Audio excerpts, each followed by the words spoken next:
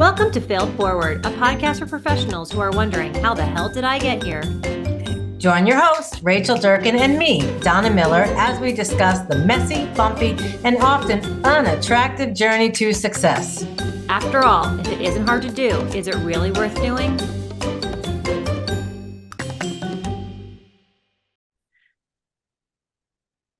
Hello, everyone, and welcome to Failed Forward, the podcast for those of us wondering, how the hell did I get here? My name is Rachel Durkin. I'm with Paradigm Marketing and Design. We are a web marketing, branding, and sales enablement agency that specializes in working with clients with a complex sale. So if you have a sales team that needs to close deals, we can help them shorten that sales cycle and increase the number of meetings they are having by building out their marketing to sales infrastructure. I am joined by my lovely co-host, Donna Miller. Donna, why don't you introduce yourself to our group?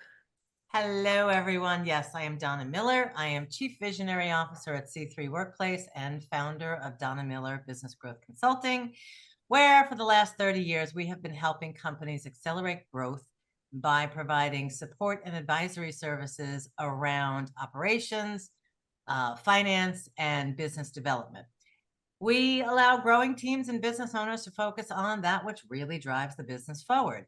And our clients know that by bringing us in to build systems that are efficient, connected, and executable by us or by them, they're building the foundation for a company that will grow without them involved in every little detail of the day-to-day, which some of us have had to get out from under, and that's another failed forward conversation. But I am delighted today to be joined. We are delighted to be joined by the fabulous Andrea Diaz from SKC and Company, entrepreneurial accounting firm.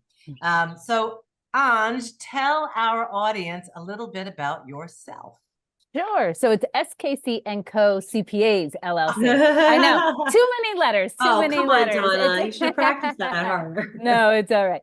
I totally understand. And as I'm listening to the two of you, I see how lovely accounting goes in the it's the third tripod to a great marketing team, a great business strategist, and then of course the finance aspect of it all. And we are the Entrepreneurs Accounting Firm. We help businesses grow utilizing all of their financial information and taking that to help achieve their goals and get them to where they want to be, whether that's sell their company or continue to grow it for the next 20 years. Whatever you want to do, we're here to help you get there. Awesome. And so we all work together in different capacities, and C3 Workplace, we provide quite a bit of bookkeeping services, and SKC and C3 often collaborate and refer on that. And I have to say that in all my 30 years of being in business, I have to say, Andrea and her firm really do what we try to do with our clients. Is it's about financial literacy. It's not about making sure the numbers are right, which is important, but it's really about what do those numbers mean and how do you use those numbers to make decisions. And now with AI and all these different things, we're seeing these analytics that we've never seen before that are just helping us to see around corners. That's not failed forward, but I always have to say that when I'm on with Andrea, because I'm so thank you, Donna. Yeah, I am. So anyway, that's me. So Anj, tell us, you told us about your firm, but tell us a little bit about your journey to get there. You are now a partner at that firm, which is no small accomplishment, but I imagine it wasn't always rainbows and sunshine. So how did you tell us about your journey? No, it wasn't.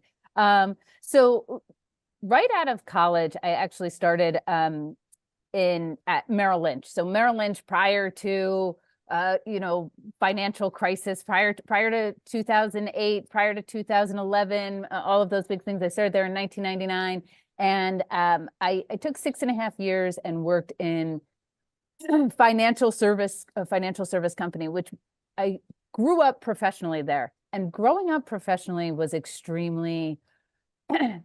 I wouldn't say hard. I would say tough. You weren't given a lot of leeway. You were expected to provide yourself or do things a lot on your own. There was very little hand holding, right? If you didn't know what you were doing, you better go figure it out. That was basically it. And then after 6.5 years at Merrill, I decided I really wanted to become an accountant, go to school, or do the career for which I chose to go to school for. I went back to school. I ended up getting a master's in taxation. And along the way, there have been so many peaks and valleys. It's hard to bring them down to just one or two of the highest or lowest, I should say.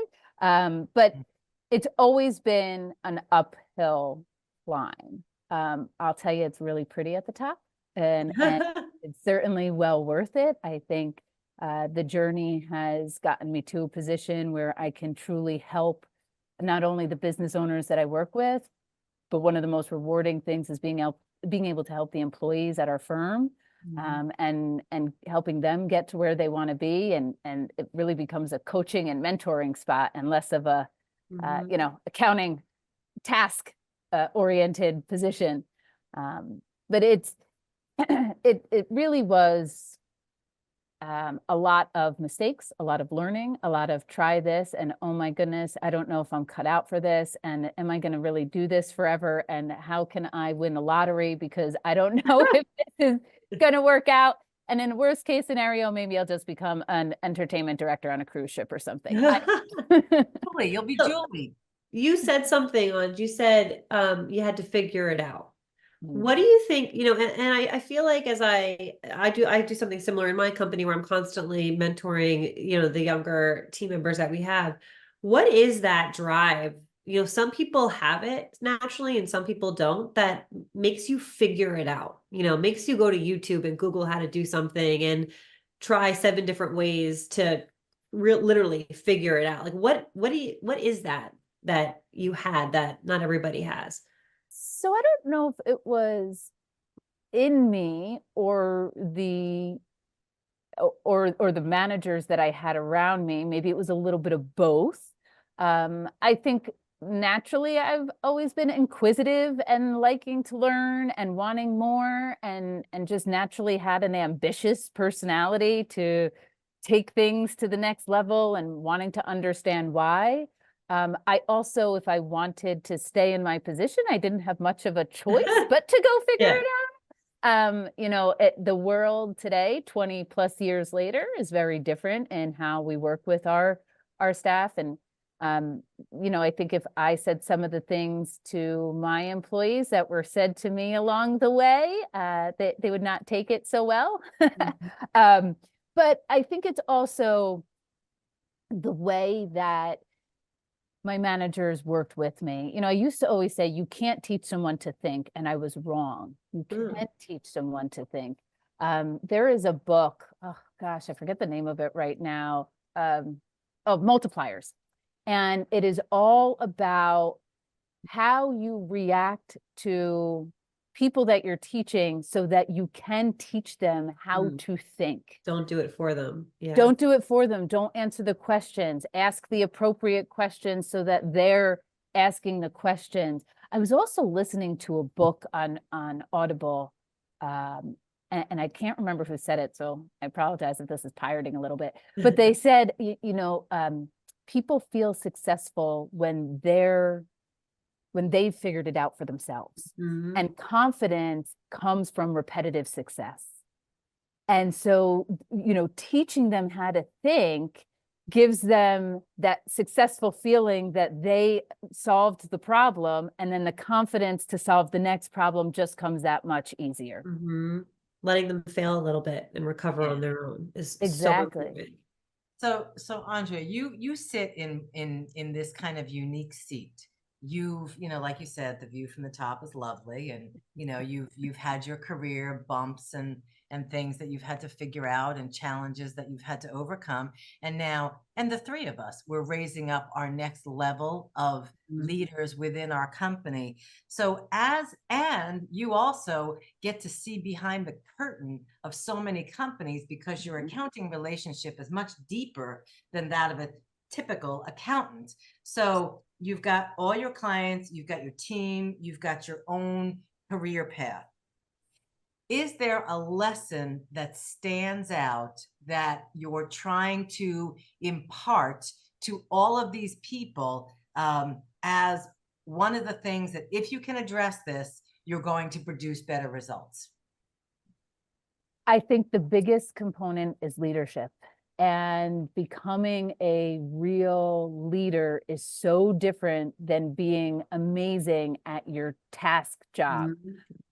I'm a wonderful accountant, but transitioning to a partner in a leadership role where I'm no longer, yes, I'm responsible for the work, but I'm much more responsible for the people, is a completely different shift. It's a completely different paradigm.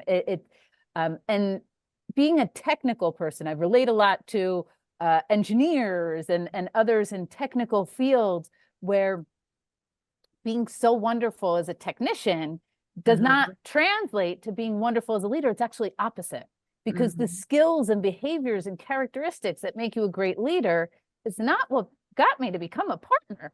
It was my technical skills. And so I've done a lot of reading books. I've done a lot of taking classes and listening to podcasts such as this, and listening to those around me to figure out, how do you, as a wonderful accountant, shift and become great at being a people person for your staff to help up-level them. And I think having great employees, happy employees who want to be at your firm, makes really happy clients, because they want to they want to do a great job. They feel good. They're in a good culture. It just totally shifts what they're doing for your employees, or what they're doing for your clients. And if you have happy employees and happy clients, win-win. Hello. Yeah. Well, it always cracks me up because, I have my MBA, and, I went to college for marketing, and I took accounting, and I took operations, and I took logistics, and I took marketing. I don't think I ever took an HR class in my life. I don't think anybody ever talked about the importance of influencing others and supporting others and empowering others. Like, that never happened. And it is that you hit a point where you cannot grow unless you are empowering others. And it is exhausting, to learn, but because you have to, suddenly you could control numbers, you can control the logic and the tactics, but you can't control personalities. You have to figure out how to align them and educate them. And that's hard. So kudos to you to go from accounting to leadership. Like, that's really difficult. So earlier, you said that you believe that you can teach people to think. Yes. Can you teach people to be leaders? Yes, absolutely. If I can do it, anybody can do it. The thing, I also grew up professionally in a very tough environment, and it's why I bring it up, because if I didn't know how to do something, I was told, you don't know what the F you're doing, go figure it out. To emulate. And if I said that to somebody now, you don't know what the F you're doing, go figure it out, it would not inspire them to go figure it out. It did for me. Maybe it was the times, maybe it was, who knows what it was, the aspect, but that was my initial approach, right? It was how I was taught. It's kind of like turning into your mother. You parent as your mother did in some ways. And I tried to manage and lead the way that I knew how, which was how I was taught. And it didn't fit into our culture. It didn't fit into who we wanted to be. It wasn't providing the results that I thought it would. So I had to take a step back and say, okay, let's try this again. Let's refigure this out. I made someone cry. I made a couple of people cry. That's not a good feeling for me. It's not a good feeling for them. It's not a good feeling for anybody around. So it's a conscious effort to be better and to look and to know that, hey, this all starts with me. If I become a better leader, everybody else around us, everybody else here becomes better. I think that is the primary way that we teach leadership, by example. I often say, and when I work with companies, building up leaders and building up that next level is super duper important. And it's challenging. But I don't think it's all that much different, and you're all going to hate me for this, than raising children. Because you have to. My first one's so screwed up, I had to figure it out for the second one. Like you have to adjust your communication style Uh-huh. on the individual person or the combination of people. You know, you want to build their confidence. So you want to kind of ask the right questions to give them the breadcrumbs to find what they want to find. But, you know, you ladies have heard me say this. I mean, 10 years into my company, I was the world's best micromanager, and there was no situation I couldn't make worse. So it was change or die. And so, yeah, and it all came down to leadership. You know, I have a real life experience with a child, and it was so telling. I was in the middle of reading the book Multipliers. And by the way, Multipliers is a great book, and it's all about how you ask these questions. And I was camping, and one of the kids that was there wanted to plug something in. And I said, well, honey, I don't see an outlet anywhere. It's the cord's not long enough. And he got really upset and just kind of like walked away. And then I was like, you know, if I instilled what I had just read, which would be, well, where do you think we should plug that in?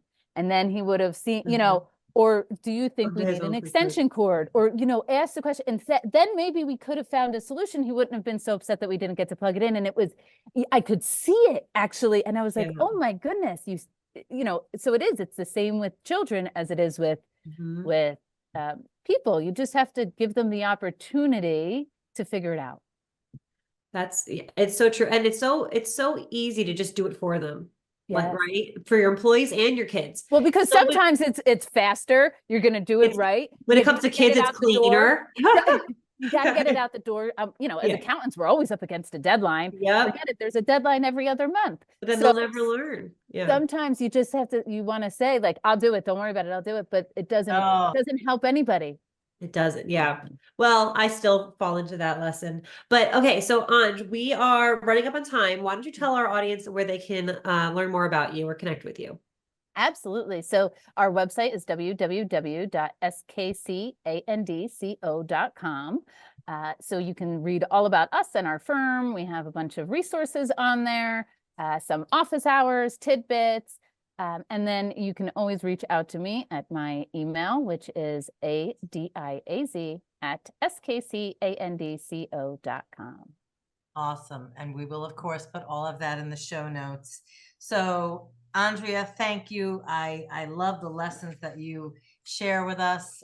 So until next time, we want to encourage all of you to embrace failure, because really we fail forward. None of us got here in a straight, easy, what do you call it? Sunshine and rainbows? Rainbows, butterflies, all the nice stuff. Candy. Yeah. I always say lollipops and rainbows. Exactly. Life isn't lollipops and rainbows. That's not how. So until next time, we want to encourage you to fail forward. Thanks, everybody. Have a great day. Thanks so much.